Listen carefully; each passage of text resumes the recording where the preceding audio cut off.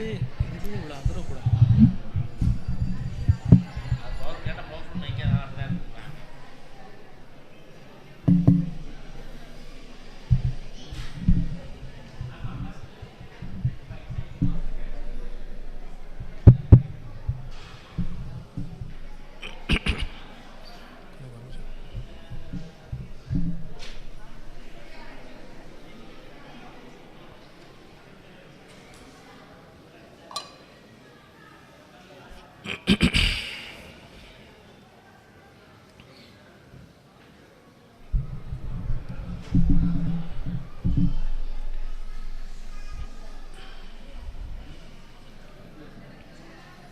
ஓம் சுக்லாம் பரதரம் விஷ்ணும் சசிவர்ணம் சதுர்புஜம் பிரசன்னவதனம் தியாயேத் சர்வ விக்னோபசாந்தை.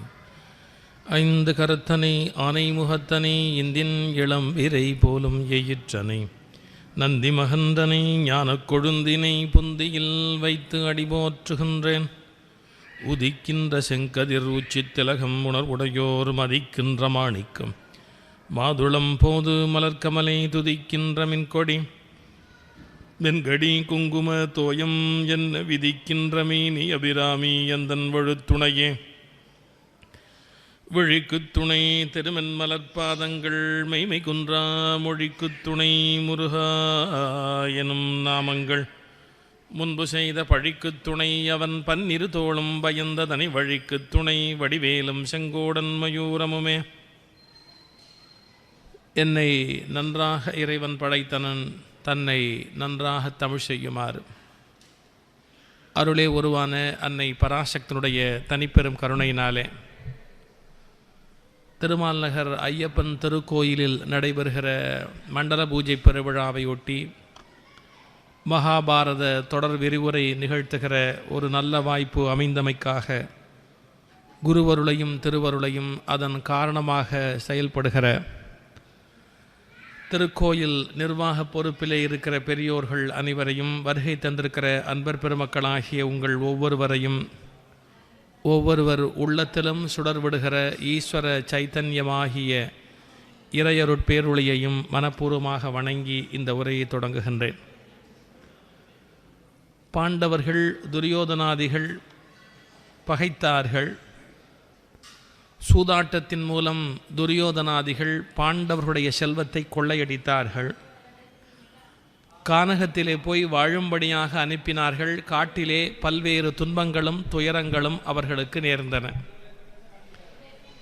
அப்படி காட்டிலே துன்பங்களும் துயரங்களும் இருந்தாலும் அவர்கள் கண்ணபெருமானுடைய கருணையினாலே நன்மை பெற்றார்கள். துர்வாச மகரிஷி வருகிற போது கூட கண்ணனுடைய கருணையினாலே அவர்கள் வென்றார்கள் என்பது வரையில் நேற்று வரலாற்றை நிறைவு செய்தேன். ஆனால் துன்பங்களுக்கு ஒன்றும் முடிவு கிடையாது. திரௌபதி ஒரு நாள் தனியாக இருக்கிறாள். ஜெயத்ரதன் அல்லது சைந்தவன் அப்படின்னு பேர். அது யாருன்னா துரியோதனுடைய தங்கை துச்சளை அப்படின்னு சொன்னேனே, கடைசியாக பிறந்தாளே, அவளுடைய கணவன். ஜெயத்ரதன் அப்படின்னு பேர், சைந்தவன் அப்படின்னு சொல்லலாம். அந்த திரௌபதி பர்ணசாலையில் இருக்கிற போது ஒரு நாள் தேர் வழியாக அந்த வழியாக போகிறான். தேரில்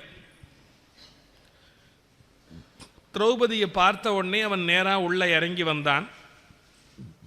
நீ ஏன் இன்னும் இந்த பிச்சைக்காரர்களோடு வாழ்ந்து கொண்டிருக்கிறாய்? நீ என்னுடைய மனைவியாக இருந்தால் நான் உன்னை சௌக்கியமாக வச்சுருப்பேனே, அரண்மனையில் வாழ்க்கை கொடுப்பேனே, இன்னும் இந்த பிச்சைக்காரனோட ஏன் வாழ்ந்துக்கிட்டு இருக்கிற? நீ என்ன கல்யாணம் பண்ணிக்கோ அப்படின்னா. அவன் என்ன சொன்னான், உனக்கு இருக்கிற உறவு முறை எப்படி? நாத்தினுடைய கணவன்னா சகோதரன் ஆகுது உறவு முறையில், நாத்தனாருடைய புருஷன். அந்த மரியாதைக்காக நான் உன்னோட பேசிக்கிட்டு இருக்கிறேன். நீ இவ்வளோ நாகரிகம் இல்லாமல் பேசுகிறியே, 5 பேர் காதல் இதை விழுந்தால் உன்னை கொன்னே போட்டுருவாங்க. முதல்ல இந்த இடத்த காலி பண்ணு, நான் உன்னை மதித்து பேசினதே பெரிய தவறாக போச்சுன்னு. அந்த 5 பேரால் என்ன பண்ண முடியும்? பிச்சைக்கார பசங்க. நீ அந்த இடத்துல இருந்தால் மகாராணியாக நான் உன்னை காப்பாற்றுவேன், உனக்கு எல்லா நகைகளும் கொடுப்பேன், இந்த மாதிரியெல்லாம் இருக்க வேண்டிய அவசியம் இல்லை, வா என்னோடு அப்படின்னு. கடைசியாக என்ன பண்ணினா, இவளை தகாத வார்த்தைகள் சொல்லி தேரிலே அழைத்து கொண்டு போக வேண்டும், இவளை எடுத்துக்கொண்டு போக வேண்டும் என்று முடிவு பண்ணி தேரிலே தூக்கி வைத்து கொண்டு சைந்தவன் போக ஆரம்பித்தான். தௌமியர்னு பேர், குலகுரு, அவர் கூட இருக்கிறவர். இது அடாதுன்னு கத்துறார், ஆனால் யாரும் கேட்கறதுக்கு இல்லை. இதுக்கு பிறகு தருமர், பீமன், அர்ஜுனன் எல்லாம் வருகிறார்கள். பாஞ்சாலிங்க காணும் அப்படின்ன உடனே உண்மை தெரிந்து விட்டது. இது மாதிரி இந்த ஜெயத்ரதன் இப்படி நடந்து கொண்டு விட்டான் அப்படின்னு. அப்ப தருமர் பீமனையும் அர்ஜுனனையும் சொல்றார், நீங்கள் போய் அவனை பற்றி இழுத்து கொண்டு வாருங்கள் அப்படின்னு. பீமனும் அர்ஜுனனும் கோபத்தில் இருக்கிறான். இது மாதிரி பாஞ்சாலி இடத்துல தகாத முறையில் நடந்து கொண்டிருக்கிறான். உடனே அவனை கொல்லணும்னு ஒரு வெறியோடு இருக்கிறான். அளவு கடந்த கோபத்தோடு பீமனும் அர்ஜுனனும் தேர்ல ஏறி போகிறார்கள். அப்போதும் தருமர் சொன்னார், தம்பி, அந்த ஜெயத்ரதன் நம்முடைய தங்கையினுடைய கணவன், துச்சலையினுடைய கணவன், கொன்று விடாதீர்கள், உயிரோடு பிடித்து கொண்டு வாருங்கள். ஏன்னா அந்த தங்கையினுடைய தாலி பாக்கியம் போயிடுமே அப்படிங்கிற வருத்தத்தில் கொன்று விடாதீர்கள், உயிரோடு பிடித்து கொண்டு வாருங்கள் அப்படின்னார். அப்பதான் பீமன் முதல்ல வருத்தப்பட்டான் அர்ஜுனன் கிட்ட. எவ்வளவு அக்கிரமம் பாரு, கொல்றதுக்கு ஒரு நல்ல சான்ஸ் கிடைச்சிருக்கு ஒரு அயோக்கிய பயல, அப்போ கூட கொல்லக்கூடாது அப்படின்னு சொல்கிறாரே, இப்படி தருமருக்கு ஏன் இப்படியெல்லாம் குணம் போயிற்று அப்படின்னு வருத்தப்பட்டு கொண்டு கடைசியாக போனால் அவன் பாதியிலேயே திரௌபதி இறக்கி விட்டு போயிட்டான், அந்த வம்பு வேண்டாம் அப்படின்னு. இவர்கள் பின்னாலே துரத்தி கொண்டு போனார்கள். துரத்தி கொண்டு போய் அந்த இடத்துல அவன் தப்பிக்க முடியாதபடி அர்ஜுனன் அவனுக்கு ஒரு அம்பு வேலி போட்டு தடுத்துட்டான். அவன் ஒளிந்து கொண்டான், காட்டுக்குள்ளே எங்கேயா தப்பிக்கலாமா அப்படின்னு. முடியல. கடைசியில் பீமன் கிட்டையும் அர்ஜுனன் கிட்டையும் அகப்பட்டுட்டான். பீமனுக்கு அளவு கடந்த கோபம், அவங்களெல்லாம் அடிக்க முடியலன்னு கோபம். அதனால் இவனை அடிக்கணும் அப்படின்னு முடிவு பண்ணி கோபத்தில் அடிக்க போனான்.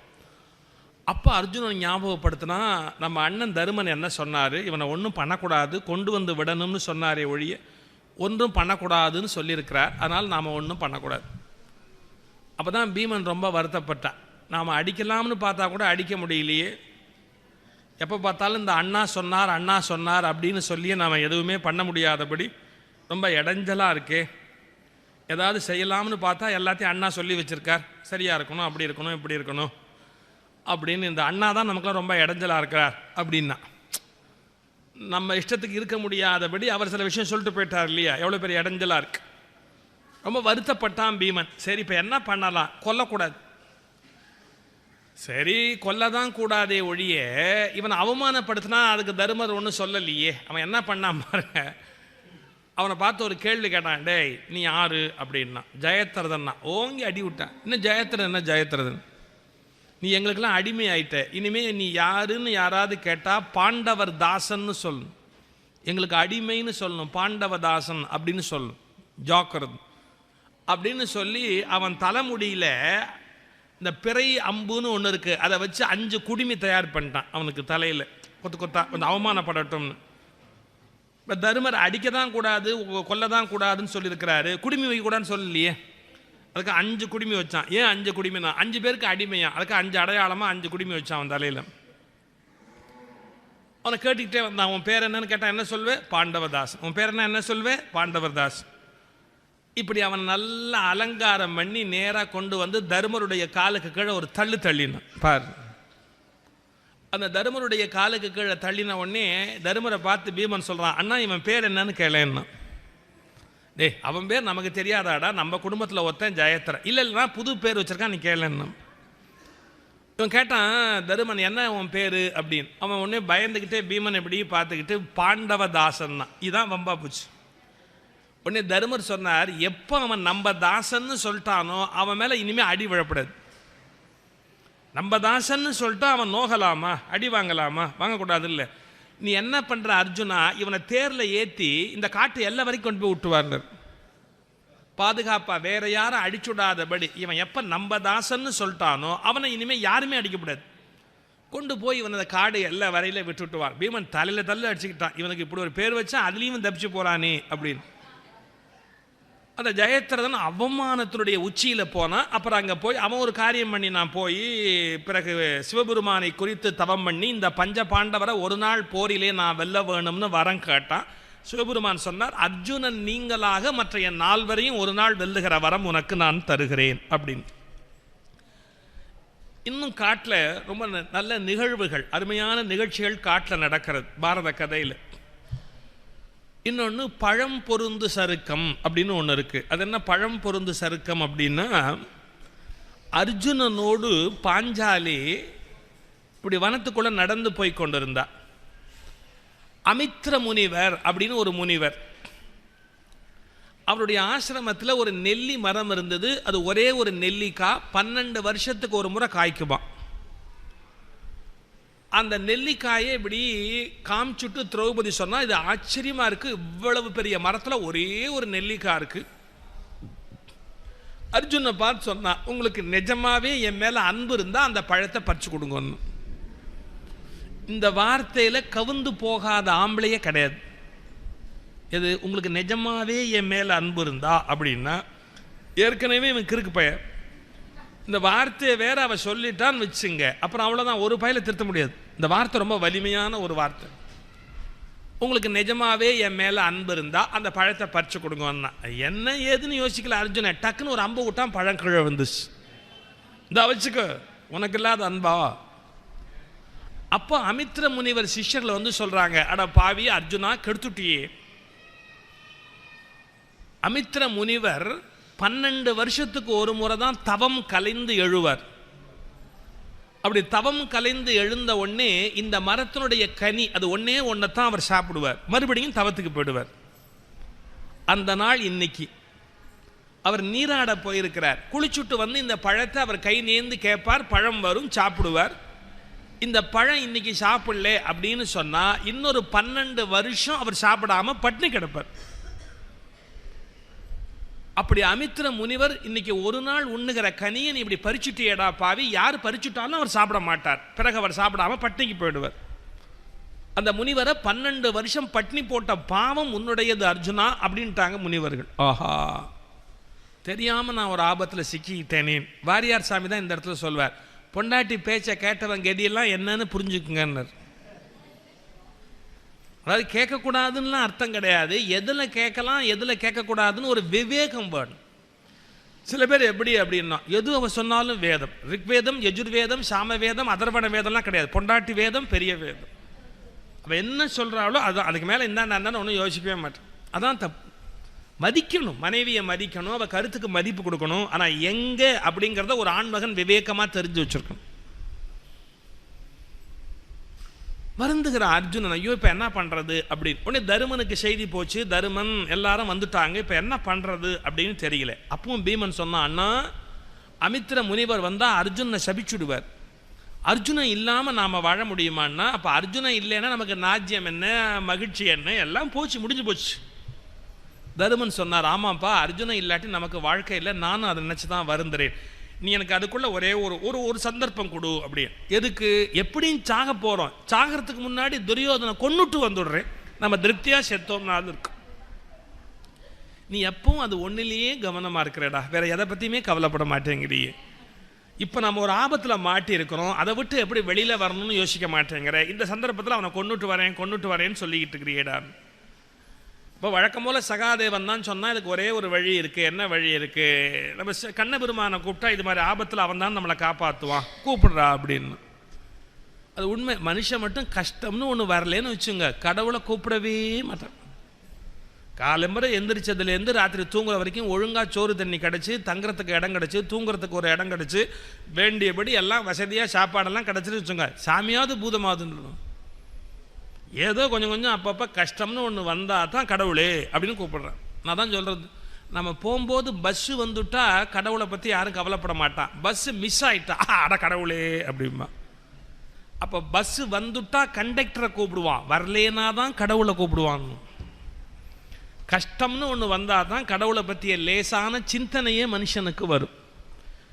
கிருஷ்ணனை கூப்பிட்டா அவர் வேற ரெடியாக இருக்கார், யார் நம்மளை எப்போ கூப்பிடுவார் அப்படின்னு அவர் எப்போதும் தயாராக காத்திருக்கிறார். இந்த ஸ்ரீரங்கத்தில் பெருமாள் எப்படி படுத்திருக்காரு பார்த்தீங்களா, இப்படி காது மடலில் கை வச்சு படுத்திருப்பார் பெருமாள். அவருக்கு என்ன காது கேட்காத, யாராவது ரங்கான்னா அந்த லெவலில் இருக்கார் அவர். பின்ன என்னத்துக்கு படுத்து ஸ்ரீரங்கர் எப்படி படுத்திருக்கார் பாருங்க, ரங்கநாதன் இப்படி படுத்திருப்பார், காது மடலில் கை வச்சு படுத்திருக்கிறார். உரை எழுதுகிற போது உரையாசிரியர் சொன்னா, யாராலே யாருக்கு துன்பம் வருமோ, யார் அழைப்பார்களோ அழைப்பவர்கள் மெல்லிய குரலில் அழைத்தாலும் ஓட வேண்டுமே என்று பெருமாள் செவிதீட்டி படுத்திருக்கிறார். கூப்பிடுற பையன் சத்தமாக கூப்பிடாம நாராயணா அப்படின்ட்டு காதில் விடணுமா இல்லையா, அதுக்காக காதை தீட்டி படுத்திருக்கிறான். யார் கூப்பிடுறா அப்படின்னு செவிதீட்டி படுத்திருக்கிறார் திருமால்னு உரை எழுதியிருக்கிறார். அதனால இவன் இங்கேருந்து கிருஷ்ணா அப்படின்னு நான் பாருங்க, தருமன் டான் எதிரில் வந்தார். என்ன எனி ப்ராப்ளம்? ப்ராப்ளம் இல்லைன்னு நம்மளை கூப்பிட மாட்டீங்களேப்பா, எனி ப்ராப்ளம்? ஆமாம். என்ன இந்த பழத்தை இவன் பறிச்சு விட்டான். அதனால் என்ன சாப்பிட வேண்டியது என்ன, எல்லாரும் வாங்க எல்லாம் ஊறுகாய் போட்டு சாப்பிடுவோம். இல்லை கிருஷ்ணா, இது அமித்ர முனிவர் சாப்பிட்ற பழம், அவர் சேர்ந்து சாப்பிட்றோம். உனக்கு எல்லாம் விளையாட்டாக போச்சு கிருஷ்ணா, இந்த பழம் இங்கே கீழே பறிச்சு விட்டதால இன்னைக்கு முனிவர் சாப்பிட மாட்டார். ஓ, அப்போ என்ன பண்ணணும்? இந்த பழத்தை மறுபடியும் அங்கே ஒட்டினா தான் தப்பிக்க முடியும். ஒட்ட முடியுமோ? இந்த ஃபெவிகால் வச்சு ஒட்ட முடியுமா? குயிக் ஃபிக்ஸ் வச்சு ஒட்ட முடியுமா? எதை வச்சு ஒட்ட முடியும்? சரி, எனக்கு ஒரு யோசனை தோணும். கிருஷ்ணன் சொன்னான், நீங்கள் 6 பேர் வரிசையாக நில்லுங்க. உங்கள் மனசில் என்ன கருத்து இருக்குது அப்படின்னு ஒவ்வொருவரும் தங்கள் தங்கள் கருத்துக்களை சொல்ல வேண்டியது. இப்போ கொஞ்சம் வால்யூம் கூட்டியிருக்காங்களே, முதல்ல கரெக்டாக இருந்தது. கொஞ்சம் கொஞ்சம் கூட்டின மாதிரி இருக்குது. கூட்ட வேண்டாம், கொஞ்சம் எக்கோ வர ஆரம்பிக்குது. கனவுலெல்லாம் எக்கோ வருது.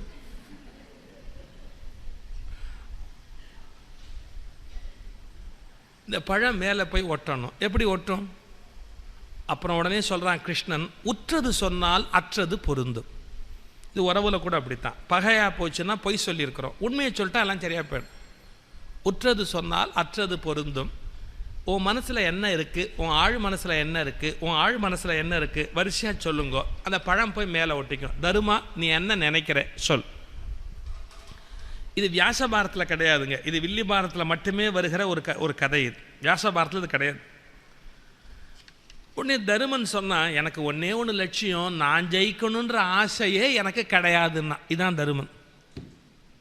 நான் ஜெயிக்கணும் அப்படிங்கிற ஆசையெல்லாம் எனக்கு கிடையாது. எனக்கு ஒன்றே ஒன்று லட்சியம், என்ன? சத்தியம் ஜெயிக்கணும், தர்மம் ஜெயிக்கணும், அறம் வெல்ல வேண்டும். கிருஷ்ணா நீ வெல்ல வேண்டும். வேற நான் என்ன ஜெயிச்சு என்ன, ஜெயிக்காமல் போனா என்ன, இதை தவிர வேற எதுவுமே எனக்கு எண்ணம் இல்லை அப்படின்னா டக்குன்னு பழம் 2 அடி மேலே போச்சு. ஒரு 12 அடின்னு வச்சுக்கோங்களேன், அதை 6ஆக பிரித்தா 2 அடி மேலே போச்சு. அப்பா பீமா, நீ என்ன நினைக்கிறேன்னு? நான் பிறர் பொருளுக்கு ஆசைப்பட்டதே கிடையாது.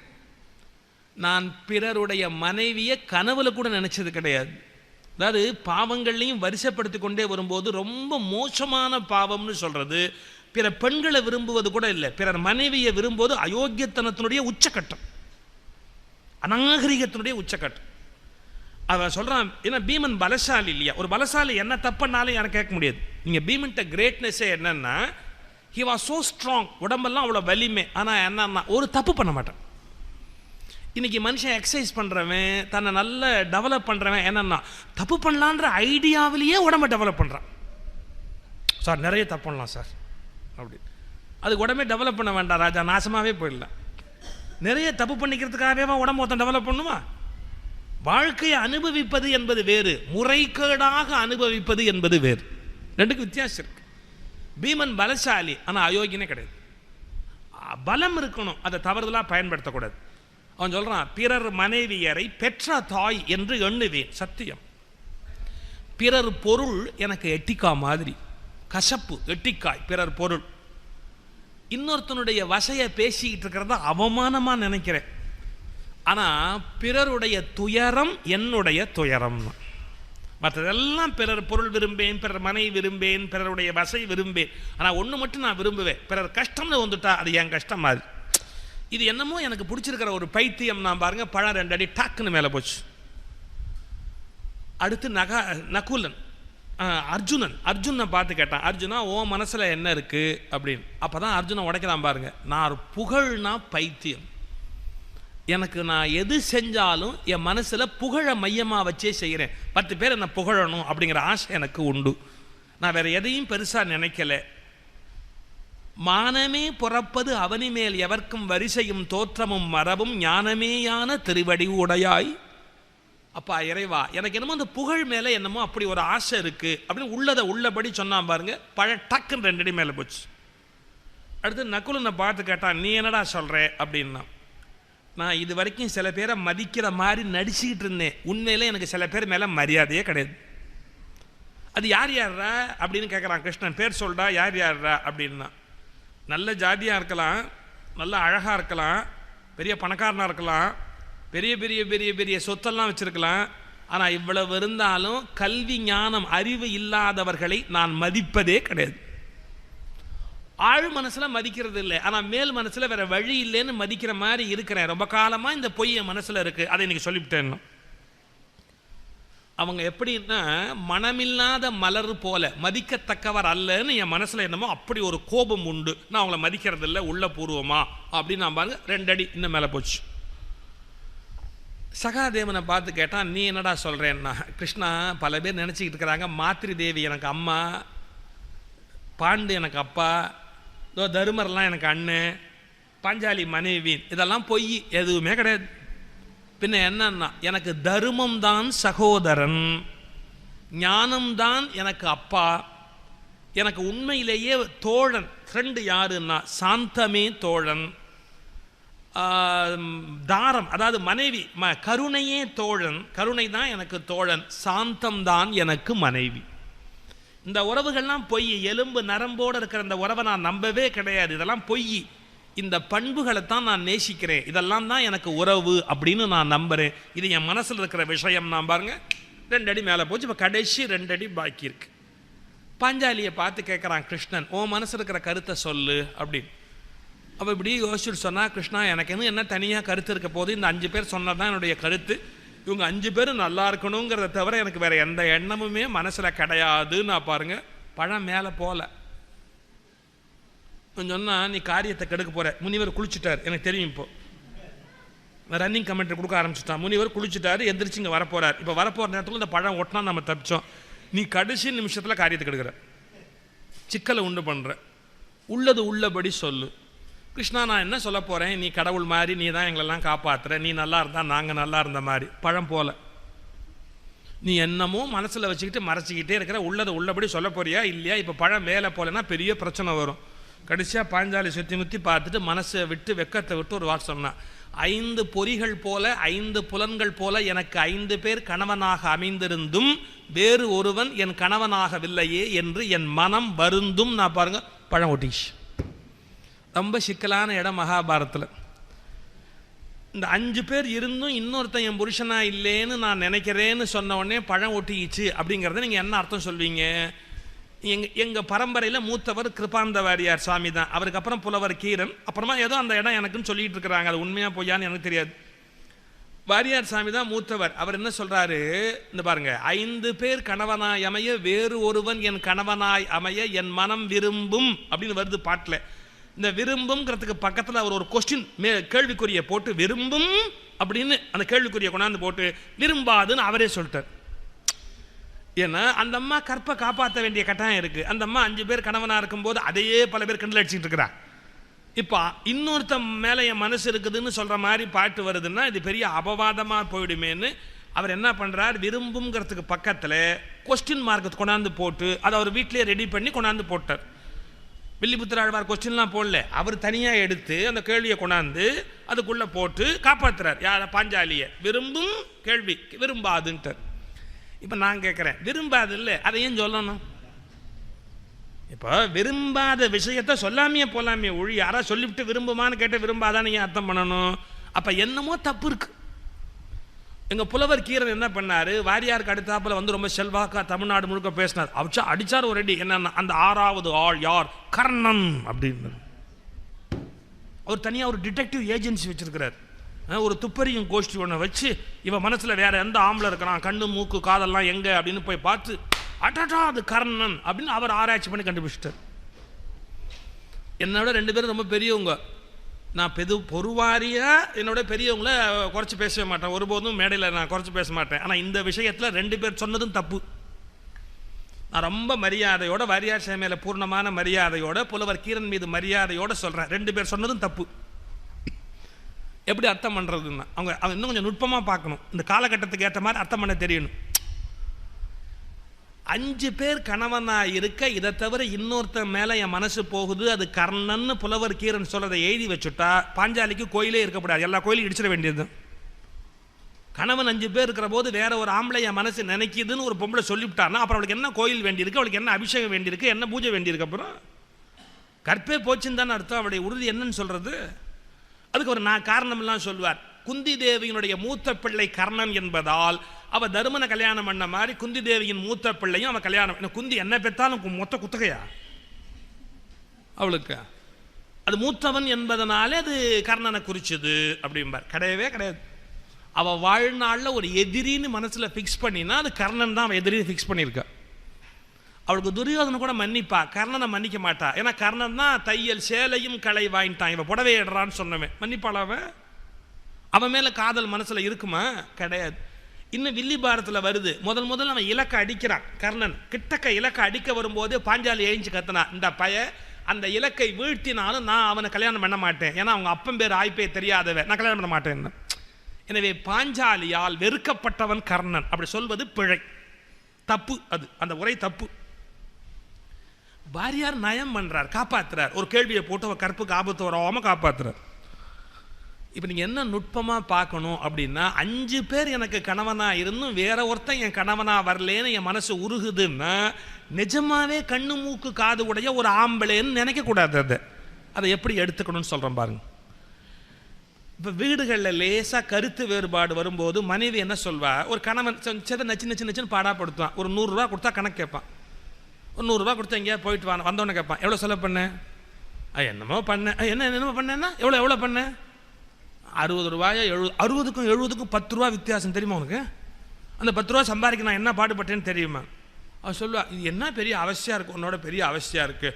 ஒவ்வொரு புருஷன் வீட்டில் வந்து பணத்தை கொடுத்தா ஏன் என்னென்ன கேட்கல, லட்சமாக கையில் கொடுக்குறான், நீ 100 ரூபாய் கொடுத்துட்டு இந்த பாடுபடுத்துறிய. ஒவ்வொரு புருஷன் அப்படின்னா அவன் மனசில் நிஜமாவே வேற ஒரு ஆம்பளை இருக்குன்னு அர்த்தமா? அவள் பார்த்து அவள் அக்கா புருஷன், அவள் பார்த்து அவள் தங்கச்சி புருஷன், அவள் பார்த்தா எழுத்த விட்டம்மா அவனுடைய புருஷன், இவெல்லாம் 500 1000 கொடுத்தா கணக்கு கேட்கறது இல்லை. அவன் நினச்சிக்கிட்டு இருக்கிறா கேட்கறது இல்லை. அது மாதிரி இவரும் கேட்கக்கூடாது அப்படின்னு நினைக்கிறா. அப்படி ஒருத்தரை பார்க்கவே இல்லைன்னு வச்சுங்க, அக்கா புருஷன் எழுத்த விட்டம்மா புருஷனை பார்க்கலனா கூட அவள் அபிப்பிராயத்தில் ஒரு ஆம்பளை பற்றி வச்சிருப்பா. ஒரு ஆம்பளைன்னா ஒரு 500 1000 சம்சாரத்துக்கிட்ட கொடுத்தா என்ன ஏதுன்னு கேட்கக்கூடாது. இந்த எதிர்பார்ப்பு இல்லாத பொம்பளை உலகத்தில் உண்டுங்களா? இப்பெல்லாம் 12 வயசுலேருந்தே எதிர்பார்ப்போடு தான் எல்லாம் இருக்கிறாங்க. அதுவே நான் சொன்னது டூ லேட். 8 வயசுலேயே பெண்கள் மனசில் எதிர்பார்ப்பு வந்தாச்சு, கணவன்னா இப்படி வரணும், பாதி கமலஹாசன் பாதி ரஜினிகாந்தாக இருக்கணும். ஏன்னா ரஜினிகாந்துக்கு கலர் இல்லை, கமலஹாசனுக்கு கலர் இருக்குது. ஆனால் பெர்சனாலிட்டி ரஜினிகாந்துக்கு இருக்குது. ரெண்டையும் உடச்சி ஒன்றா ஊற்றி கொஞ்சம் அஜித் மாதிரி விஜய் மாதிரி 2 கலந்த மாதிரி இப்படி இருந்தால் கூட பரவாயில்ல. இது தோற்றத்திலேயே அவங்க வந்து முடிவு பண்ணிட்டாங்க, கணவன்னா இப்படி இருக்கணும். எங்க இந்த கற்பனை இல்லாத பொம்பளைங்க யாருங்க இருக்கிறாங்க? நான் அடுத்த சொல்ல போகிறேன், ஆம்பளைக்கு இந்த வியாதி உண்டு. நான் இப்போ உடச்சி பேசுகிறேன், உண்மையை பயங்கரமாக உடச்சி பேசுகிறேன். இது இல்லாதவங்க யாருங்க இருக்கிறாங்க உலகத்தில்? எல்லாம் இருக்கிறாங்க. நான் இலங்கை போயிருந்தேன். டிவியில் இந்த விஜய் பற்றி ஒரு ஏதோ ஸ்பெஷல் ஷோ போட்டேன்.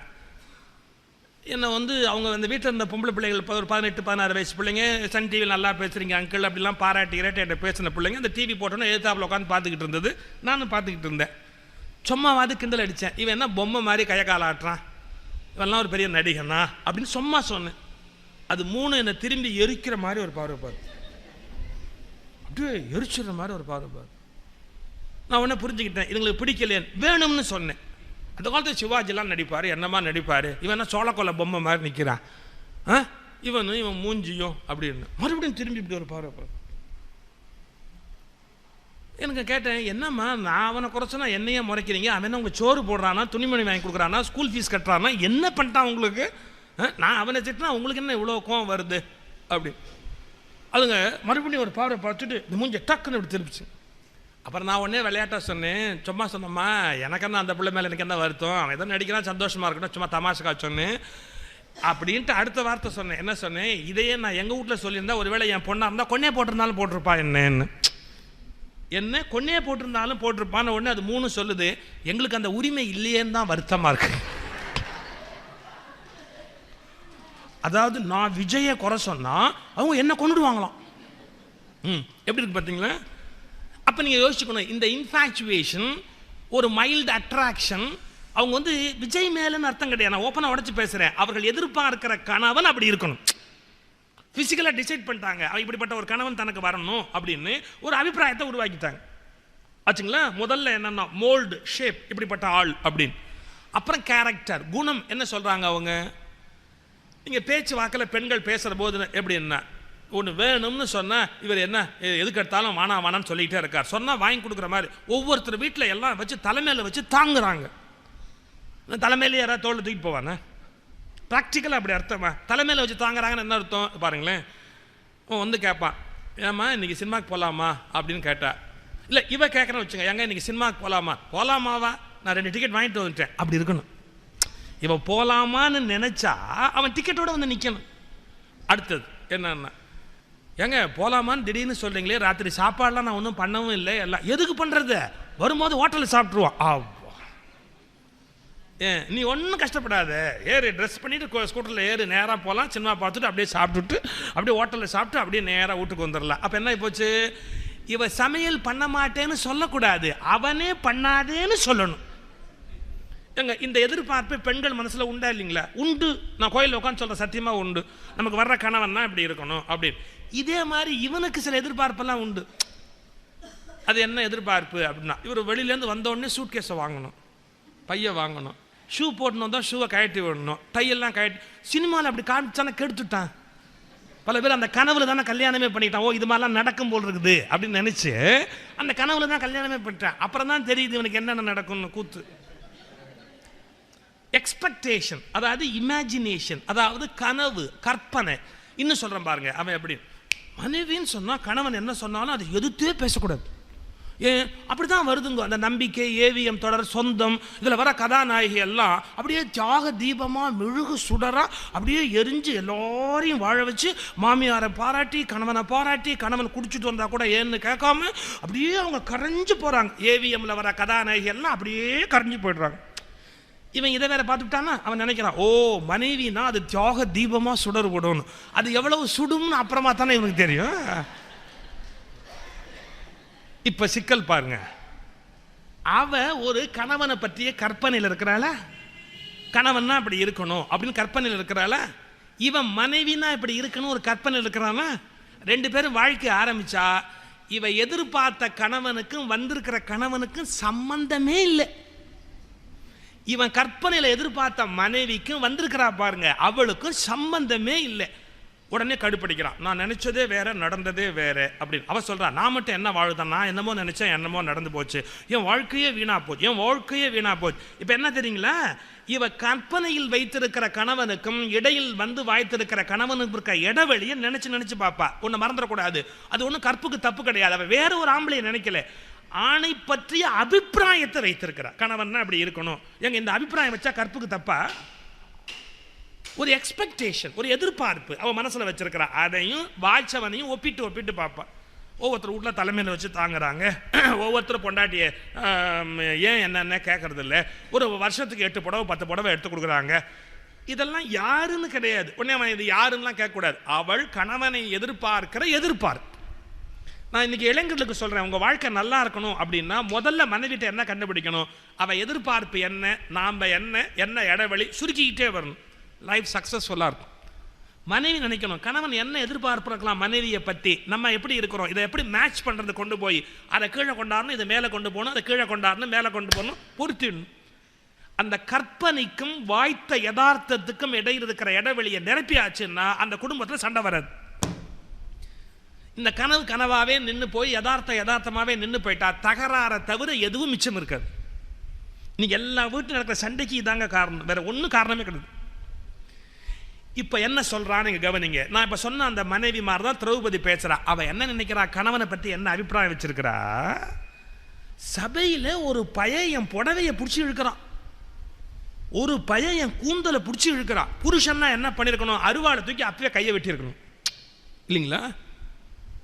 என்ன ஒரு பையன் தொட்ட உடனே அவன் யாராக இருந்தாலும் அவன் அப்படியே கொண்டே போட்டிருக்கணும், துண்டு துண்டாக வகுந்திருக்கணும் ஒரு கணவன் அப்படின்னா.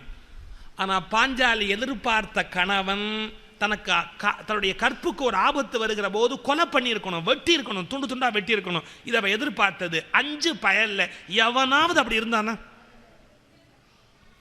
இல்லை. தர்மருக்கு என்ன பெருசுன்னா தர்மம் பெருசு, அவருக்கு வந்து அறம் பெருசு. உலகத்தில் பெரிய பெரிய தர்மங்களெல்லாம் காப்பாற்றுறதுக்கு தான் அவர் பிறந்தாரே ஒழிய பொண்டாட்டியை காப்பாற்றுறது அவர் வேலை இல்லை. அவர் ரொம்ப தெளிவாக இருந்துட்டார். இதை காப்பாற்றுறது என்னுடைய வேலையே கிடையாது, அண்ட சராசரம் அவனி தர்மங்கள் இதையெல்லாம் காப்பாற்றுறது தான் என் வேலையை ஒழிய, after all she is a பொம்பளை, அவளை காப்பாற்ற வேண்டிய வேலை என்னது இல்லை அப்படின்னு தருமர் பாஞ்சாலியை கை கழுவிட்டாரு, தர்மங்களை காப்பாற்றிக்கிட்டு இருந்தார். பீமனுக்கு உண்மையில கோபம், பாஞ்சாலியை காப்பாற்றணுன்ற எண்ணம், அப்படியே துச்சாசனை வெட்டி மிதிக்கணும்னு நினைக்கிறான். அவன் எந்திரிச்சான் பாருங்க, அவளுக்கு ஒரு சந்தோஷம், நம்ம எதிர்பார்த்த மாதிரி புருஷெல்லாம் ஒத்த இருக்கிறான் அப்படின்னு. அதை அர்ஜுனன் கையை பிடிச்சிட்டு, தர்மத்தின் வாழ்வுதனை சூது கம்மும் தர்மம் மறுபடியும் வெல்லும், இந்த இயற்கை மருமத்தை நம்மாலே உலகம் கற்பும், கட்டுண்டோம் பொறுத்திருப்போம் காலம் மாறும், அண்ணனை மீறி பேசாதே, தர்மம் நமக்கு முக்கியம், சம்சாரத்தை விட அண்ணன் முக்கியம் என்று அர்ஜுனன் அறிவித்தான். அதற்கு பீமன் கட்டுப்பட்டான். பாஞ்சாலியின் எண்ணம் முக்கியம் என்று தருமனும் நினைக்கல, பீமனும் நினைக்கல, அர்ஜுனன் நினைக்கல. மற்ற 2 பேர் என்னன்னா, அந்த 3 பேர் நினைப்புக்கு மாறா நடந்து பழக்கமே கிடையாது. அவன் நினைச்சா 5 பேர் என் கணவனாய் இருந்தும் என் எதிர்பார்ப்பின்படி நடந்து கொள்ள ஒரு கணவன் இல்லையே என்று என் மனம் உருகும் அப்படின்னா என்னங்க தப்பு? நான் எதிர்பார்த்த மாதிரி ஒரு பையன் இல்லையே, எல்லாம் அவன் இஷ்டப்படி இருந்தானே ஒழிய என்னுடைய அபிப்பிராயம் எப்படி நடக்கிறதுக்குன்னு எனக்கு ஒரு கணவன் வாய்க்கவே இல்லையே, என் மனம் அந்த வேதனையில் இருக்கிறது, என் விருப்பப்படி நடப்பதற்கு என் கருத்தின்படி செயற்படுவதற்கு ஒரு கணவன் எனக்கு அமையாமல் போய்விட்டானே என்று என் மனம் வருந்திட்டு, நான் பாருங்க பழம்பை ஒட்டிச்சு. இந்த கதையை வில்லிபுத்தராழ்வார் எழுதுறாருன்னு சொன்னா எத்தனை வருஷத்துக்கு முன்பு எழுதுறாருன்னா எவ்வளவு தைரியம் வேணும் நீங்க யோசிக்கணும். இன்னைக்கு தான் மாத்ருபூதம் டிவியில் போட்டு கிழின்னு கிழிக்கிறார், எல்லாம் என்னன்னாலும் பச்சை பச்சையாக சொல்கிறார் டாக்டர் மாத்ருபூதம். நம்ம அதையே நம்ம சொல்கிறோம், என்ன இவர் இப்படிலாம் சொல்கிறாரு அப்படி. உண்மையை பட்டவர்த்தனமாக உடைக்கிறாரு, குடும்பங்கள் இருக்கிற சிக்கலை பட்டவர்த்தனமாக எடுத்து பேசிக்கிட்டு இருக்கிறார். இந்த செஞ்சுரியில் அது அவசியமாக போச்சு. போன நூற்றாண்டு வரைக்கும் அதெல்லாம் தேவை கிடையாது, ஆனால் இந்த நூற்றாண்டில் அது தேவையாகி போச்சு. பச்சை பச்சையாக போட்டு உடைக்கிறார் ஒரு வாழ்க்கையில் இருக்கிற சிக்கலை. இதை வில்லிபுத்தராழ்வார் ரொம்ப காலத்துக்கு முன்னாடி தொடங்கினார். ஒரு கணவனுக்கும் ஒரு மனைவிக்கும் இடையில் இடைவெளி ஏற்படுவதற்கு காரணம் மனைவியின் எதிர்பார்ப்பு என்ன என்பதை கணவன் புரிந்து கொள்ளாமலேயே நடப்பதுதான். எவ்வளவு பெரிய சைக்கலாஜிக்கல் அப்ரோச் தெரியுமா வில்லிபுத்தராழ்வார் பண்ணியிருக்கிறது. ஒவ்வொரு ஆண்மகனும் தன் மனைவியின் விருப்பங்களை முதலில் தெரிந்து வைத்துக் கொள்ள வேண்டும். வாழ்க்கையை வெற்றிகரமாக நடத்த வேணும்னா தன் மனைவியின் விருப்பங்கள் என்ன அப்படிங்கிறது அத்துப்படியா இருக்கும். வாழ்க்கையில் ஜெயிக்கணும். இது வைசி வருஷமும் பொருந்தும். மனைவியும் கணவனுடைய விருப்பங்களை தெரிந்து அதுபோல் நடந்து கொள்றதுக்கு பழகணும். அப்பதான் அந்த குடும்பம் பிரச்சனை இல்லாமல் இருக்கும். நீங்க நம்ம நாட்டில் இருக்கிற பல குடும்பம், நீங்க பல வீடுகள்லாம் பார்த்தீங்கன்னா வேற வழி இல்லாமல் ஒன்னா இருக்காங்க. I am very sorry to say this. வேற வழி இல்லை. அந்த அம்மா கேளுங்க, என்ன பண்றது, குறை காலமும் இவரோட இருந்து ஓட்ட வேண்டியதுதான், வேற என்ன பண்ண முடியும்? நாம இப்போ என்ன பண்ண முடியும்? தனியாக போனால் நமக்கு என்ன சோறு துணி ஆறு கொடுப்பேன், ஏதோ இருக்கிற வரைக்கும் இருந்து என் விதியை நான் தொலைக்கிறேன், என் விதியை நான் தொலைக்கிறேன். அவனை கேளுங்க என்னன்னா ஒன்றும் பேசாது. என்னமோ ஒரு காலம் தாலி கட்டிட்டோம், தெரியாமல் கட்டிவிட்டோம், பண்ண பாவம், ஒரு பாவம் பண்ணால் அதுக்கு அனுபவிச்சுதானே ஆகணும்.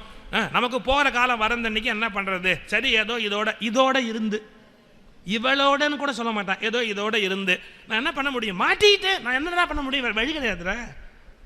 இப்படித்தான் 99.9 99.9 வாழ்க்கை அப்படித்தான் இருக்கு. நீங்க நான் விகடன் பத்திரிகையில் 70 வயசான ஒரு பெரியவரை கேட்கறான், உங்க மனைவிக்கு என்ன பிடிக்கும்னு கேட்கறான். என்னங்க தப்பா? உங்க மனைவிக்கு என்ன பிடிக்கும்? அவர் சொல்றார், யாருக்கு தெரியும், யாருக்கு தெரியும், அவளுக்கு என்ன பிடிக்கும் தெரிஞ்சுக்க வேண்டியது அவளுடைய டியூட்டியே கிடையாதான். என்ன ஆண்களுடைய ஆதிக்கம் பாருங்க. மனைவி என்ன, அவளுக்கு ஒரு ஆசா பாசம் இருக்காதா? அவளுக்கு என்ன பிடிக்கும், அட்லீஸ்ட் குல்ஃபி ஐஸ்கிரீம் சொல்லி தொலைய. அவளுக்கு அருண் ஐஸ்கிரீம் பிடிக்கும், அவளுக்கு வந்து பேல்பூரி பிடிக்கும், அவளுக்கு பானிபூரி பிடிக்கும், வெங்கடேஸ்வரா போலி பிடிக்கும், கிருஷ்ணா மைசூர் பாக் பிடிக்கும், சொல்லியாவது தொலைய, ஏதாவது பொய்யாவது சொல்ல. யாருக்கு தெரியும் அப்படிங்கிறா. 65 வயசு வாழ்ந்துட்டான் பொண்டாட்டியோட, அவளுக்கு என்ன பிடிக்கும்னே அவனுக்கு தெரியாதான், தெரிய வேண்டிய அவசியமும் கிடையாதான். இவனுக்கு எதுக்கு ஒரு மனைவி, இவனுக்கு எதுக்குங்க ஒரு மனைவி, யோசிக்கணுமா இல்லையா? எவ்வளவு பெரிய பிலாசபி, எவ்வளவு பெரிய சைக்காலஜி. என்னைக்கு பாரத கதையில் வச்சிருக்கான் பாருங்க. திரௌபதி கணவனை பற்றி வச்சிருந்த அபிப்பிராயம் இந்த 5 பேரும் அதுக்கு பொருந்தலை, ஃபிட்டின் ஆகல, அதை உடைச்சிட்டா. என்ன 5 பேர் வாட்சி எனக்கு என்னன்னா, நான் எதிர்பார்த்த மாதிரி ஒருத்தன் கூட இல்லை, நான் எதிர்பார்த்தபடி ஒரு கணவன் எனக்கு அமையவில்லையே என்று என் மனம் வருந்தும். நான் பாருங்க பழம் ஒட்டிச்சு. இப்போ அவன் நிஜமாவே வேற ஏதாவது பேசியிருந்தா 5 பேர் என்ன பாடுபடுத்தியிருப்பான். 5 பையனும் தலை குனிஞ்சு நிற்கிறான் பேசாம. 5 பேரும் அப்படியே தலை குனிஞ்சு நிற்கிறான். ஏன்? அவனுக்கு தெரியும் அவள் எதிர்பார்ப்பின்படி நான் இல்லை என்பது அவர்கள் 5 பேருக்கும் வெட்கமற தெரியும். அதனால 5 பேரும் தலை குனிஞ்சு நின்றுட்டான். நான் இந்த விஷயத்தை கூட இப்போ ஆனந்த விகடன் மனசே ஒரு மந்திரச்சாவின்னு என் புஸ்தகம் வெளியிட்டிருக்கிறாங்க ஆனந்த விகடனில். அதில் வழிபாடுன்னு ஒரு பகுதி இருக்குது. அதில் இந்த கட்டுரையை எழுதியிருக்கிறேன். இதை இன்னும் கொஞ்சம் விளக்கமாக நான் எழுதியிருக்கிறேன். இதே செய்தியை எடுத்து எழுதியிருக்கிறேன். சரி, எப்படியோ இந்த பழம் பொருந்திச்சு. பிறகு அமித்ர முனிவர் வந்தார். பிரச்சனை இல்லாமல் போச்சு. இன்னும் நிறைய அந்த கானகத்தில் பல செய்தி நடக்கிறது.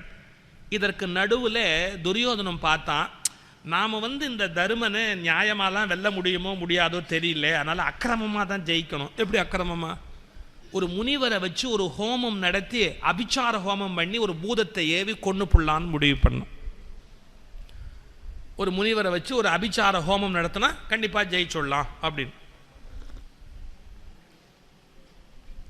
ஒரு ஹோமம் பண்ணினான். காளமா முனின்னு பேர். அந்த முனிவரை வச்சு ஹோமம் பண்ணினான். அதுலேருந்து ஒரு மோசமான பூதம் புறப்பட்டது. அந்த பூதத்துக்கு ஒரு விசித்திரமான குணம் என்னன்னா, இது போகிற போது அவன்லாம் உயிரோடு இருந்தால் கொண்டுட்டு வரும். உயிரோடு இல்லைன்னா எவன் ஏவுனானோ அவனை கொண்டுட்டு போயிடும். அதுக்கு ஏதாவது ஒரு உயிராவது கண்டிப்பாக வேணும். யாரை நோக்கி ஏவுனானோ அவன் உயிர் வேணும். இது போகிறதுக்குள்ளே அவன் செத்து போயிருந்தான்னு சொன்னால் ஏவுனவனை தின்னுவிட்டு போயிடும். இந்த பூதம் இங்கேருந்து வருகிறது. அதுக்குள்ளே என்ன பண்ணினா, அந்த தருமன் 5 பேர் நிற்கிறாங்க பாருங்க. அப்போது ஒரு முனிவர் ஓடி வந்து தருமன்ட்ட சொல்கிறார், இந்த அக்னி கடைவார்கள் யாகம் பண்ணுறதுக்கு, அரணிக்கட்டைன்னு பேர். அந்த கடையிற கட்டையை ஒரு மான் கொம்பில் தூக்கிட்டு ஓடி போயிடுச்சு. அப்போ தருமா அந்த மான்கிட்டேருந்து அந்த அரணிக்கட்டையை மீட்டு கொடுறா அப்படின்னார். தருமன் ஓடுறான். தருமன் ஓடுறான்னு பார்த்து பீமன் ஓடுறான். பீமன் ஓடுறான்னு பார்த்து அர்ஜுனன் ஓடுறான். அர்ஜுனன் பீமன் ஓடுறான்னு நகுலன் ஓடுறான். சகாதேவன் ஓடுறான். 5 பையலும் ஓடுறான். அந்த மானை துரத்திக்கிட்டே போகிறான். ரொம்ப தூரம் ஓடிட்டானுங்க. மான் தப்பிச்சு ஓடி போயிடுச்சு. 5 பையலும் களைச்சு போயிட்டான் ஓடின ஓட்டத்தில். தருமனுக்கு தண்ணி தாகம். என்ன பண்ணுறது அப்படின்னு தெரியல. உடனே அவன் எப்படியே உட்காந்துக்கிட்டேன். அவன் சொன்னால், டே ரொம்ப தாகமாக இருக்குடா, அதுங்க பக்கத்தில் ஏன் தண்ணி கிடச்சா கொண்டாங்கடான்னு. அங்கே போய் ஒரு சுனை இருந்தது. அந்த சுனையில் முதல்ல சகாதேவன் அந்த தண்ணியை எப்படி பார்த்தான், எடுக்கலாம் அப்படின்னு நினச்சான். முதல்ல அவனுக்கு தாகமாக இருந்தது, குடிக்கலாம்னு குடிக்க போனான். குடிக்காதே, இது விஷம் கலந்த தண்ணீர்னு யாரோ சொன்னான். அட எவனோ சொல்கிறான், இதையும் பொருட்படுத்தணும். குடித்தான். சகாதேவன் இறந்து கீழே விழுந்துட்டான் அந்த பக்கம். இதே மாதிரி நகுலன் தப்பு பண்ணினா, அர்ஜுனன் தப்பு பண்ணினா, பீமன் வந்தான். அவனுக்கு புரிஞ்சு போச்சு 3 பேரும் செத்து கிடக்கிறான், இந்த தண்ணி தான் காரணம் அப்படின்னு. அவன் நினச்சான், இவன் 3 பேர் இல்லாத போது நம்ம இருந்து என்ன பண்ண போகிறோம் அப்படின்ட்டு அவனும் தண்ணியை குடிக்கிறதுக்கு முன்னாடி இது விஷம் கலந்த தண்ணி, குடிக்காதுன்னு எழுதி வச்சுவிட்டு தண்ணியை குடிச்சு செத்துவிட்டான். விழுந்துட்டான் எல்லாரும். அப்போ தருமர் அங்கேருந்து வந்தார். வந்தவர் இதை எப்படி பார்த்தார். பார்த்தவரால் துக்கத்தை தாங்க முடியல. ஐயோ இப்படி நடந்து விட்டதே, 4 பேர் இப்படி கிடக்கிறானேன்னு மூர்ச்சையாகி மேலே விழுந்துட்டார். அவங்க மேலே மூர்ச்சையாகி கீழே விழுந்துட்டார். அப்படியே கரெக்டாக அந்த நேரத்தில் தான் அந்த காளமா முனி அனுப்பிச்ச பூதம் அங்கேருந்து வந்து பார்த்தது. ஆஹா, நம்ம வரத்துக்கு முன்னாடி இந்த பசங்களாம் செத்து போயிட்டானுங்க, நம்ம வந்த பர்பஸே வீணாக போச்சேன்னு திரும்பி யார் அனுப்பிச்சா நேராக புறவிட்டு போய் காளமா முனியை க்ளோஸ் பண்ணிடுச்சு. இங்கே வந்த அது இன்னும் தருமன் சாகலை, அதை போஸ்ட்மார்ட்டம் அவசரமாக பண்ணிவிடுச்சு. அவன் செத்துவிட்டு தான் அசியூம் பண்ணிக்கிட்டு செத்துவிட்டு தான் முடிவு பண்ணிவிட்டு இந்த பூதம் என்ன பண்ணிச்சு, அவசர அவசரமாக நேராக போச்சு. காளமா முனி அடித்து தின்னுட்டு அந்த பூதம் பயாச்சு. இப்போ தருமன் மூர்ச்சை கலந்து எழுந்தான். அவன் சொன்னான், 4 பேர் செத்ததுக்கப்புறம் நான் இருந்து என்ன கெட்டு என்ன, நான் இந்த தண்ணியை குடிச்சு சாவறேன் அப்படின்னு எடுக்க போனான் பாருங்க. அச்சரீதி கேட்டது, குடிக்காதே. அதான் தருமன். யாரோ ஒன்று சொல்கிறாங்களே, அது என்னென்னு மதிக்கணுமேனு நீ யாரு அப்படின்னா, நான் யக்ஷன், நான் கேட்குற கேள்விக்கு பதில் சொல். சரி, நீ பதிலெல்லாம் சொல்லிவிட்டு அப்புறம் வேணால் நான் அந்த தண்ணியை குடிச்சு செத்து போகிறேன், நீ கேட்குற கேள்வியெல்லாம் கேளு அப்படின்னு. இந்த இடத்துல யட்ச பிரஸ்னம்னு பேர். பாரதத்தில் ரொம்ப அருமையான இடம். உங்கள் வீட்டில் பாரத புஸ்தகம் இருந்தால் இந்த இடத்த வாங்கி பாருங்கள், எடுத்து படித்து பாருங்கள். அறிவுபூர்வமான பகுதி. ஒரு கேள்வி பதில், ரொம்ப அருமையான கேள்வி பதில். எப்படி கேள்வி பாருங்கள். பூமியை காட்டிலும் கனமானது எது? பூமியை விட எதுங்க கனம் சொல்கிறான் பாருங்க தருமன் பதில். பூமியை விட கனமானவள் தாய். நம்மளை பெத்தாளே தாய், அவள் பூமியை விட கனமானவள். ஆகாயத்தை காட்டிலும் உயர்ந்தது எது? தகப்பன். ஏன் ஆகாசத்தை விட அவன் ஒஸ்டின்னா, ஆகாசத்தில் எல்லாம் அடங்கி இருக்கு. நீங்களும் நானும் எங்கே இருந்தோம்னா அவங்கவுங்க அப்பாக்குள்ளே அடங்கி இருந்தோம். அப்பாக்குள்ள ஒரு புள்ளியா உயிரணுமா இருந்து தான் பூமிக்குள்ள நம்ம வந்தோம். எங்க இருந்தோம் எப்படி இருந்தோன்னே தெரியாது. ஸ்பேஸ்ல எல்லாம் அடங்கி இருந்த மாதிரி ஒவ்வொருத்தரும் அவங்க அப்பா கிட்ட தான் அடங்கி இருந்தான். அதனால ஆகாசத்தை விட உயரமானவன் யாருன்னா, உயர்ந்தது எது? தகப்பன். காற்றை விட வேகமானது எது? மனம். புல்லை விட அதிகமானது எது? கவலை. எது தூங்கும் போது கண்களை மூடாமல் இருக்கிறது? மீன். எது பிறந்ததும் அசைவதே இல்லை? முட்டை. அது பிறந்ததுக்கு அப்புறம் அசைகிறதே கிடையாது, பிறந்துடுது ஆனால் அசையாது. எது பிறந்ததுக்கு அப்புறம் அசைவதே இல்லை? முட்டை. எது வேகத்தால் வளருகிறது? நதி. நதிக்கு வேகம் வர வர வளர்ச்சி ஜாஸ்தியாக இருக்கும். ஒருத்தன் யாத்திரை போகிறான், தேசாந்திரம்னா பழைய காலத்தில் யாத்திரை, வீட்டை விட்டு வெளியே போகிறது. அவனுக்கு யார் தோழன்? வெளியில் போகிறவனுக்கு யார் ஃப்ரெண்டு? வித்தை. திறமை இருந்தால் எங்கே வேணாலும் போய்ச்சிக்கலாம். ஒருத்தன் வீட்லேயும் உட்காந்துருக்கிறான், அவனுக்கு யார் ஃப்ரெண்டுன்னா மனைவி. நான் இந்த இடத்துல ரொம்ப ரசிக்கிறேன், திருக்குறளையும் வருது, ஒவ்வொரு ஆணுக்கும் மனைவி நட்பு, மனைவிக்கு கணவன் நண்பன். இது ரொம்ப ஆச்சரியமான விஷயம். ஏன் உலகத்தில் விட முடியாத உறவு நட்பு மட்டும்தான். அந்த கணவன் மனைவி நண்பர்களாக இருக்கிற வீட்டில் பிரச்சனையே வராது. கணவன் மனைவியை பிரிய முடியாது, நட்பு கிடையாது. இப்போ எப்படின்னா, இவன் காமன் சப்ஜெக்டே வேறு, அவள் காமன் சப்ஜெக்டே வேறு. நியூஸ் பார்த்தா கூட பல வீட்டில் நீங்கள் பார்த்தீங்கன்னா, நீங்கள் முதல்ல சினிமா போடுவான், அந்த சினிமா முடிஞ்சு நியூஸ் மியூசிக் போட்ட உடனே பொம்பளைங்களாம் டக்கு டக்குன்னு எழுந்திருப்பாங்க, வாங்க சாப்பிட்லாம், வாங்க சட்டை போட்டு சாப்பிட்டு எல்லாம் வாங்க.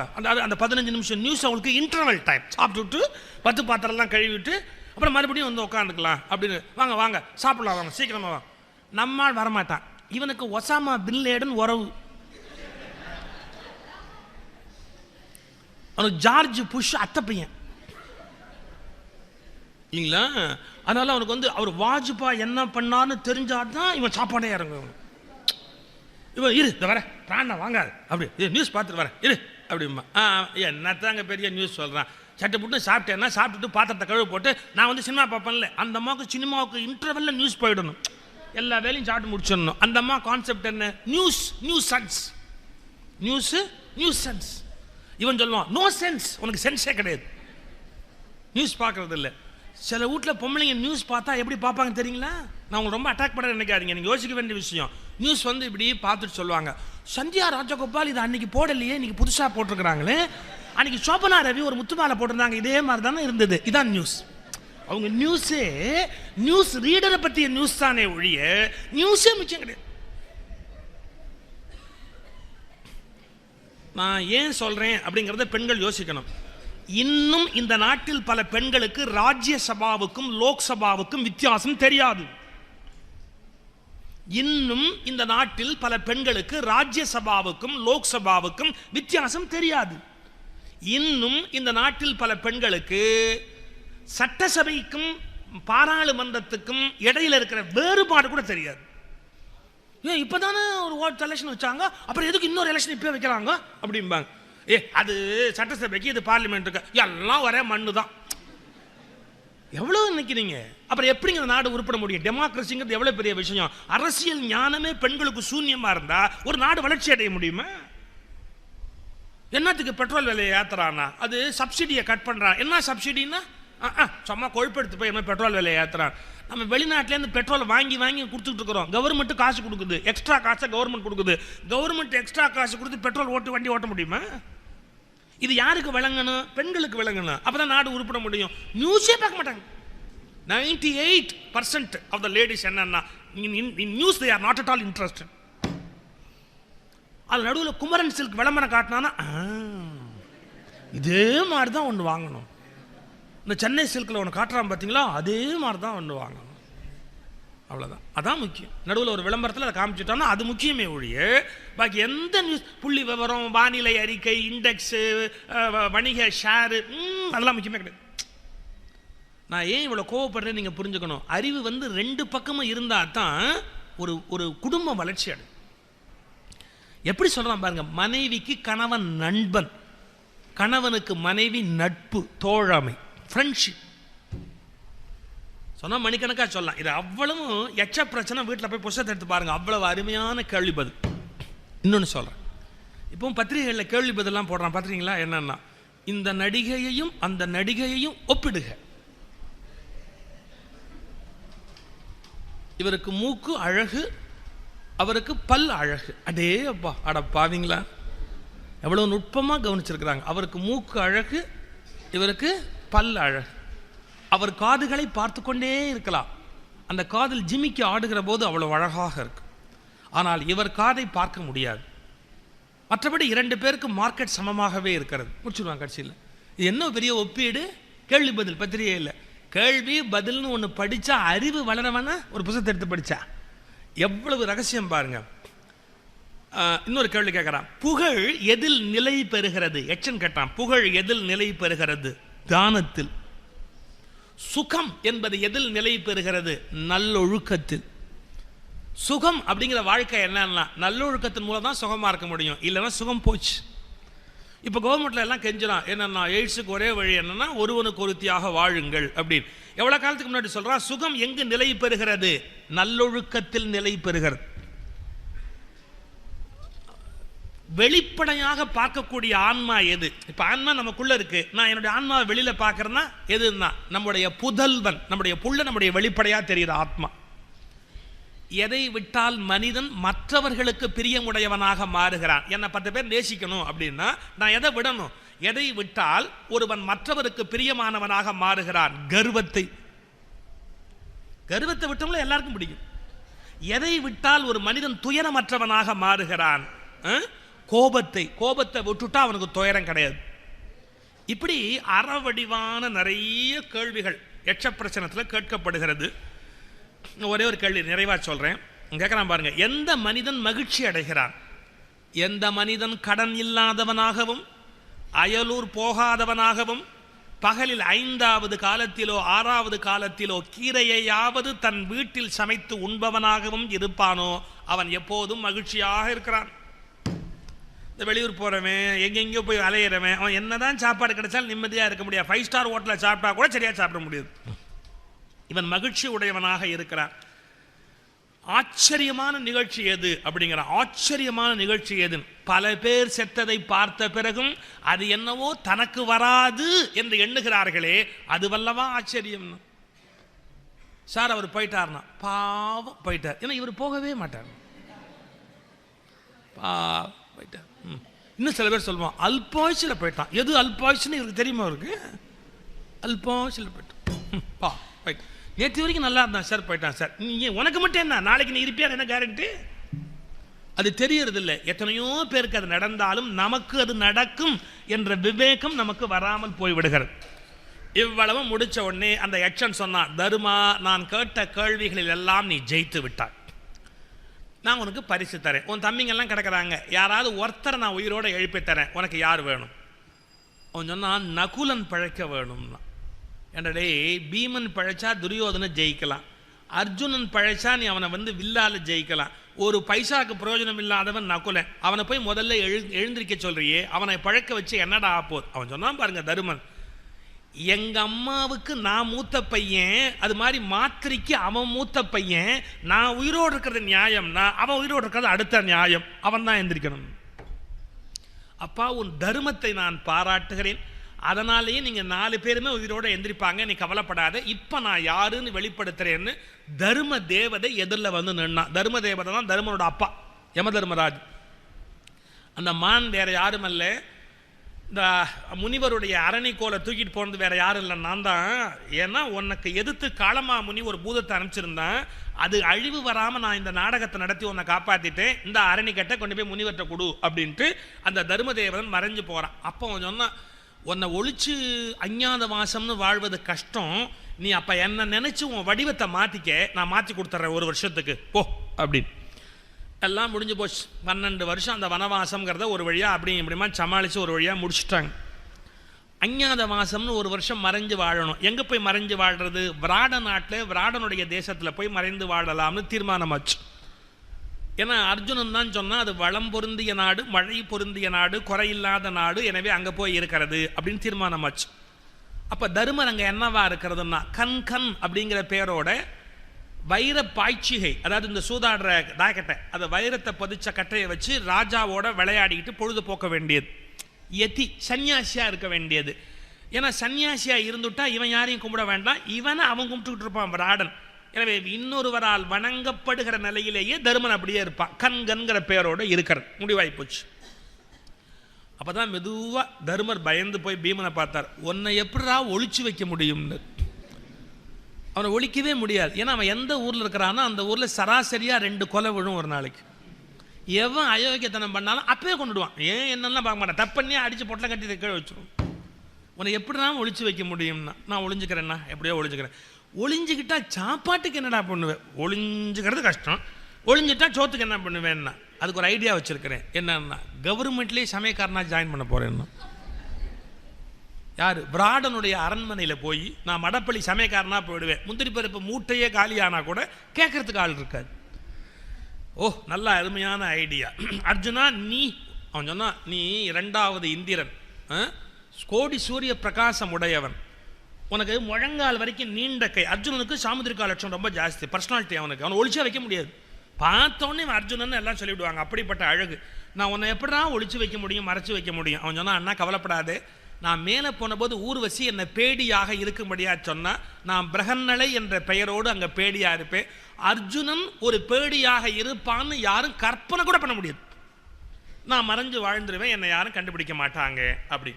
அப்புறம் நக்குலனை பார்த்தான். நீ என்னடா பண்ணுவேன்னா நான் மாடு பற்றிய ரகசியம் எல்லாம் தெரியும். நான் விராடனுடைய அரண்மனையிலே தாமகிரந்தி என்ற பெயரோடு மாடுகளை எல்லாம் மேய்த்து கொண்டு நான் ஒரு வழியாக காலத்தை ஓட்டிடுவேன். சகாதேவனை கேட்டான். அவன் சொன்னான் நான் குதிரைகளை லாயத்தை பார்த்து கொண்டு அங்கே நான் காலத்தை ஓட்டிடுவேன். நீ என்னை பற்றி ஒன்றும் கவலைப்படாத. தந்திரி பாலம் அப்படிங்கிற பெயரோடு நான் மறைஞ்சு வாழ்வேன். ரைட். இப்போ என்ன சிக்கல்? திரௌபதியை பார்த்து கேட்க முடியாது. எங்களை விட்டுட்டு நீ எங்கே ஒளிஞ்சு வாழ்வேன்னு அவளை கேட்க முடியுமா? அப்படியே வெட்கத்தில் தலையை தொங்க போட்டார் தருமர். அவ சொன்னா சக்கரவர்த்தின்னு பட்டம் கட்டி தலையில் புண்ணிய நதிகள் தீர்த்தத்தை கொட்டி சாம்ராட்னு பட்டம் வாங்கின நீர் இன்னொருத்த அரண்மனையில் போய் இருக்கலாம்னா நான் எம்மாத்திரம் நான் இருந்துக்குவேன். எப்படி இருப்பேன்னா சைரந்தரி யார் விராடனுடைய மனைவி இருக்கிறா இல்லையா சுதேட்சனை, அவளுக்கு தோழி செய்கிற பெண்ணாக அலங்காரம் பண்ணுகிற பெண்ணாக நான் அந்த இடத்துல இருந்து காலத்தை ஓட்டிடுவேன். ஒன்றும் கவலை கிடையாது. அவளுக்கு ஒப்பனை பண்ணுகிற மேக்கப் பியூட்டிஷியனாக இருந்து நான் காலத்தை ஓட்டிடுவேன். நீ ஒன்றும் கவலைப்படாதே அப்படின்னு எல்லாம் ஒப்பந்தமாச்சு. எல்லாம் வந்தார்கள். தௌமியர் அவங்களுக்கு சில அறிவுரை எல்லாம் சொன்னார். ரொம்ப அருமையான இடம், வியாச பாரதத்திலேயே ரொம்ப அருமையான இடம் இந்த இடம். என்னன்னா அப்பா உங்கள் 5 பேருக்கு ஒரு முக்கியமான விஷயம் சொல்லணும். என்ன, நீங்கள் ராஜாவாகவே வளர்ந்து பழக்கப்பட்டவங்க இன்னொரு ராஜா கிட்ட எப்படி இருக்கணும்னு உங்களுக்கு தெரியாது. ஏன் இன்னொரு ராஜா கிட்ட எப்படி இருக்கணும் அப்படின்னா அவன் எந்த நேரத்தில் கோபப்படுவான்னு தெரியாது, எந்த நேரத்தில் வெளியில் போன்னு சொல்லுவான்னு தெரியாது. நீங்கள் வாசலை பார்த்தபடியே இருக்கணும். ராஜா கேட்காம வாயை திறக்கக்கூடாது. நமக்கு ஒரு விஷயம் தெரிஞ்சிருக்கலாம். மந்திரியை பற்றி சேனாதிபதி கேட்க வச்சுக்கோ, ஏன்பா அந்த மந்திரி 5 மணிக்கு வரேன் நான் ஏன் இன்னும் வரல அப்படின்னா நம்ம பக்கத்தில் இருந்தால் கூட வாயை தரக்கூடாது. நமக்கு தெரிஞ்சால் கூட சொல்லக்கூடாது. ஏன் நம்மளை கேட்டாரா? நீங்கள் வாயை திறந்தீங்கன்னா ராஜா கேட்பான், நான் உன்னை கேட்டனா நீ அனாவசியமாக பேசுகிற அப்படிம்பா. போச்சு, நட்பு போயிடும்.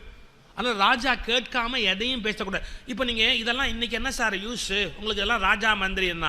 இப்போ வச்சுங்க ஒரு கம்பெனி எம்டி இருக்கிறார், நாம் அவருடைய பிஏவாக இருக்கிறோம், நம்ம ஒரு எக்ஸிக்யூட்டிவ் டைரக்டரை மீட் பண்ண போகிறோம், அவர் முன்னாடி நிற்கிறோம், எப்படி பிஹேவ் பண்ணுங்கிறதுக்கு இதெல்லாம் ஒரு அடையாளம். ஒரு சின்ன விஷயம் மட்டும் சொல்கிறேன் பாருங்க. இதில் நீ ராஜாவோட வரும்போது எப்படி வரணும், எவ்வளோ டிஸ்டன்ஸில் வரணும்னு சொல்கிறார் தௌமியர். ராஜாவை விட முன்னாடி போயிடவே கூடாது. ரொம்ப பின்னாடி நீ ஒன்று அவன் திரும்பி திரும்பி கூப்பிடும்படியாவோ ஏதோ ஒரு விஷயம் சொல்லும்படியாவோ நீ தள்ளியும் போயிடக்கூடாது. எவ்வளவு டிஸ்டன்ஸில் இருக்கணும்னா அவன் சொல்றது காது கேட்குற தூரத்தில் பின்னாடி வரணும். இதை விட என்ன அழகாக சொல்ல முடியும்? இப்படி திரும்பி ஏதாவது ஒன்று சொன்னால் அது என்னங்கன்னு திருப்பி கேட்கக்கூடாது. என்ன சொன்னீங்க அப்படின்னு கேட்க முடியுமா? கேட்கக்கூடாது. ஆனால் அவனுக்கு சமமாக நீங்கள் வரக்கூடாது. வச்சுங்க ஒரு தலைவரே இருக்கிறாரு வச்சுங்க, அவருக்கு சமமாக நீங்கள் வரக்கூடாது. நான் ஏன் இப்போ காரணம் சொல்கிறேன். நீங்கள் தலைவரோட சமமாக பத்திரிகையில் எடுக்கிற ஃபோட்டோவிலெல்லாம் உங்கள் மூஞ்சி வந்துருச்சுன்னா மறுநாள் உங்களை கண்டா தலைவருக்கு பிடிக்காது. இது பெரிய சைக்காலஜி. இவன் நமக்கு சமமாக நிற்கிறான், எல்லா ஃபோட்டோலையும் இவன் மூஞ்சி வந்துருக்குதே அப்படின்னு உங்கள் மூஞ்சி விழக்கூடாது. தலைவர் மூஞ்சிக்கு பின்னாடி ஒழிச்சுக்கிறாப்புல நின்றுக்கணும். ஆனால் அவர் சொன்னால் காதில் விழணும். முன்னாடி நிற்கக்கூடாது, பின்னாடி தள்ளி போகக்கூடாது. ஆனால் முகம் தெரியக்கூடாது. சொல்கிறது காது கேட்குற தூரத்தில் நிற்கணும். போதுமா?